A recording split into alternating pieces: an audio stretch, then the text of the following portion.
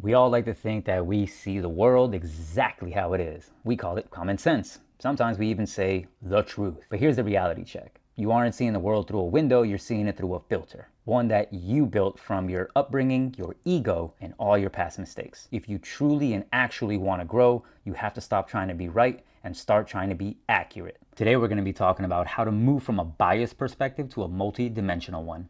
And it's either biased or it's comfortable perspectives. Speaking of comfortable perspectives, you got so comfortable with living the way you are right now, and that's why you are the way you are now. You've probably been making the same complaints you have for the past 2 to 3 years, making the same excuses about the things you want to change for the past 3 years, but you never actually made that change to grow up. But hey, that's what pats me on the back. That's what makes me be consistent. That weird feedback loop that I give myself, never wanting to evolve or level up. You got to think of life as like a software. You're a software that needs upgrading. If you don't upgrade pretty soon, you're going to become obsolete. And I get it. You probably don't care. Because if you do care, then it means you may have to change your mind. Or you may have to change your perspective. And you don't want to do that. Because if I'm in your shoes, that means first and foremost, this is the painful, most heart-aching part of change. I have to admit I was wrong in the first place. I now have to challenge my way of thinking and change my mind. I also have to jump on this new path, whatever that may be, and then I got to deal with that unknown that comes with it. And that's uncomfortable. Be that as it may, that uncomfortable feeling that you're running away from is probably going to be where your answers actually lie. Challenge your own way of thinking and challenge those beliefs, because your beliefs are not 100% right. And before I can give you the solution to that, let me actually bring up another key point of a problem that I've noticed with stagnant people. Oftentimes they criticize everybody else, but themselves. It's easy to be like, oh, look at Miss Jacobs, 67 years old. Now she wants to be all health conscious, swinging her hips and her arms with her little 5-pound dumbbells as she walks down the block. You're criticizing everybody else. You don't even look deep within because it's so easy to point the finger. It sucks when you got to point the finger at yourself. You know who also doesn't want to point the finger at themselves? Professional victims. From their point of view, from their perspective, they can do nothing wrong. It's actually all of my exes, my current boyfriend or girlfriend, who is the problem, and it's never me. My coworkers and or my boss are the real problems, and that's why I got fired. Never once questioning what they could have possibly done different. Never once going, maybe I was the jerk. And why would they? It creates this illusion that I never had power in the first place, and that way I can gain sympathy. From that sympathy, you get what's another problem with stagnant people. I want people on my side. If I don't have people parroting what I'm saying in this weird little echo chamber that's already in my head, well then I need something externally to validate how I'm feeling. And ain't nothing more validating than hopping on the internet and hearing these things. The boss that you're with, he sounds like an a-hole. The girl you're with, she definitely crazy. The dude you're with, he sounds like a real narcissist. You are right. Ooh, those words are like music to people's ears. But it's not going to help you out at the end of the day because you're getting the re-encouragement, the reinforcements, but you're not getting reconfiguration, and that's where you're stagnant. And real quick, let me pivot one more time. Aside from the people on the internet, let's talk about the algorithm and social media itself. We all know how social media works. You watch workout videos and then they recommend more workout videos, which leads to more workout videos. So in the same right, if I'm looking at red pill stuff or if I'm looking at women hate or man hate, all the algorithm is going to do is just feed me more of that. In this weird, it's negative, but it's almost like a weird positive feedback loop that you're getting. You're getting that virtual pat on the back. You're getting those social media points that make you feel like, cool. So it wasn't me. I'm not tripping. I'm not crazy. And there you go. Just like that, the algorithm has gave you that pat on the back I spoke about. It gave you that confirmation bias. You got it stamped, sealed, and approved. Kudos to you, but that's not helping you grow as a person. You're not critically thinking. You're just thinking the same way you went in that tunnel. You're coming out the same way. Same thought process and all. Okay, cool. So we just spent like about 4 minutes talking about what the problem is and what's actually holding us back. Where do we go from here? What's holding you back is you not acknowledging that you're wrong in the first place. Kendrick Lamar, be humble. Admit you got a problem in the first place. Because honestly, it's not your circumstances that make you do crappy things. It's your crappy character that makes you do crappy things. The next time you feel offended or you feel defensive about something, that right there should be a little signal to you. That should let you know, ooh, my biases, they're feeling threatened again. And then you can acknowledge the feeling first and foremost, then analyze it. You got to use like your scientific brain and just look at it and be like, okay, why am I feeling threatened here? Why did I come to the conclusion of I'm offended?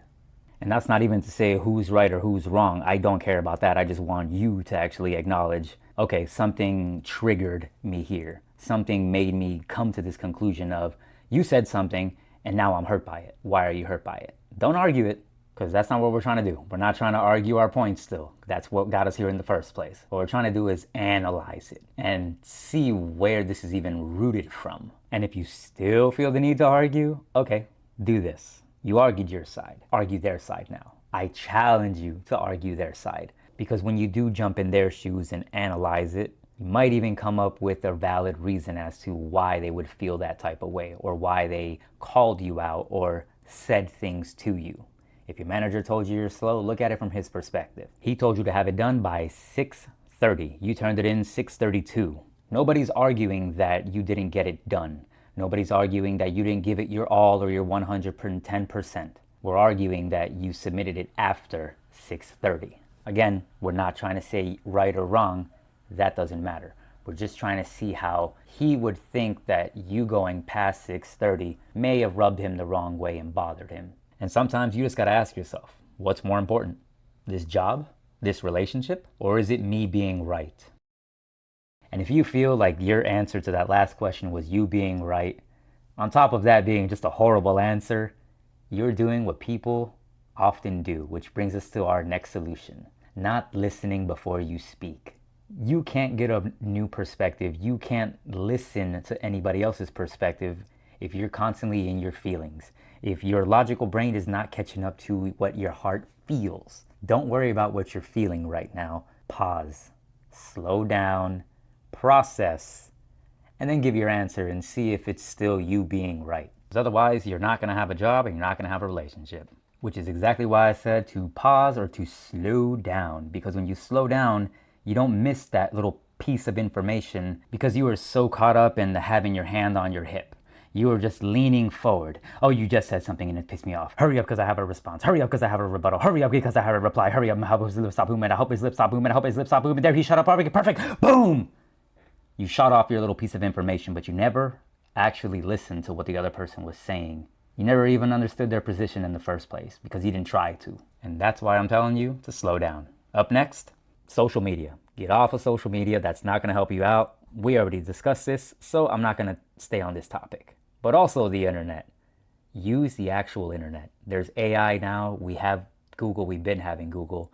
But you got to research the right way. Now hold on a doggone minute. What you mean research the right way? I mean, just like a scientist who's going to be unbiased. You have to go in, collect the data, and you'll have unskewed, unbiased results. And here's a real life example that we can use. I tell my friend, your room is dirty. You live like a hoarder. You're a pack rat. You have stuff where you can't even walk in this room. You have boxes from the floor to the roof. He then goes to tell another mutual friend, hey man, I was called a hoarder and I don't think I'm a hoarder. I probably only have like 6 or 7 boxes. Do you think I'm a hoarder? Now clearly you already gave out skewed information. You're saying I only have 6 or 7 boxes. That's not the right research. That's not the right questions you should be asking. You're still looking at it from your personal perspective. That's not going to help you grow. That's not going to help you with the hoarding issue that you're being accused of. Instead, repeat back what the other person has said. Hey, look, I got a friend who said, you can barely walk in my room. He also says that I have stuff from the floor to the roof of my house. You've been to my house. Give me your opinion. And right there is the right research. Asking something unbiased like this doesn't mislead the person that you're asking the question to, nor does it try to sway them one way or another. It's just a simple, straightforward, this is the context, what is your opinion? Moving along. Mentors, OGs, consigliere, advisors, coaches, somebody who's older than you that is not your parents. Because honestly, OGs are probably the best people in your lives because they've lived through it all. They live to tell the tale. They've been there and they've done that. They have already made the mistakes that you haven't yet and seen it from different angles that you currently can't see because of your own cultural, religious, or previous experiences that are all grounded in biases. Here's a question you can ask a mentor. If you were in my shoes and you wanted to prove my current way of thinking was a bad idea or was wrong? What would be your evidence? Follow up to that. What's that one thing that you're seeing as valuable that I'm currently completely ignoring or overlooking? And this is where your mentors shine. You'll get something like, well, when blank happened back to me in '07, all I could think about was X. And then I realized why. You may even get a, man, I've seen something like this happen to a buddy of mine back in the day. I mean, he's happier now that he started ABC. But yeah, man, he went through that same rough patch that you're going through right now. He even thought similar to the way you do. So you're definitely valid in the way you're thinking. But see, here's what I learned from him. And that is why mentors are the greatest. When they explain how high-level decisions are even made, and not only that, they even often explain the types of trade-offs involved in all these little affairs to get to that perfect exit route, it instantly kills any thinking of, why don't they just, that we often always carry inside of our head. Sometimes we even say it out loud. Why can't you just? Honestly though, seeing another person's perspective does not mean you have to adopt it or agree with it. It just means, hey, you've expanded your worldview this time around. Also, both can be true. You can understand something and still decide it's not for you or disagree with it. Period. And when seeing multiple perspectives, it actually broadens your horizons and it makes life a lot simpler in the long run. You'll understand their why because you understand their what. So step outside your own headspace and allow yourself to override your little default settings. It's going to be one of the best ways for personal growth and just to level up.